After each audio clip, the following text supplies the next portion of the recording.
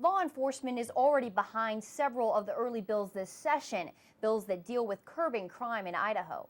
Right now, finding out if a sex offender lives in your neighborhood means filling out a written information request with law enforcement. The state police headquarters of the sheriff's office may be a few hundred miles away, like Owyhee County.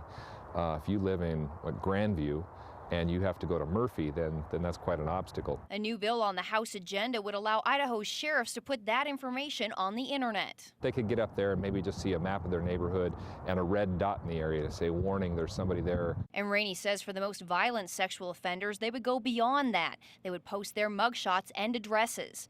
Another bill on the agenda is a video voyeurism law. A state appeals court overturned Idaho's current statute on videotaping minors in a sexually suggestive way.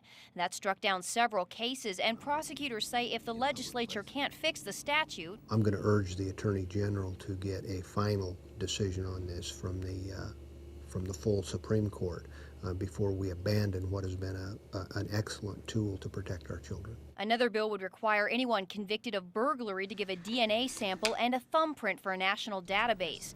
It's something that state law already requires violent offenders like murderers and rapists to do, but they say burglary needs to be on that list too. Studies show time and time again is that in rapes, almost invariably, then in the background of that suspect, there will be burglary offenses. Under Sheriff Gary Rainey says if they do approve that bill, it could double the amount of fingerprints they take.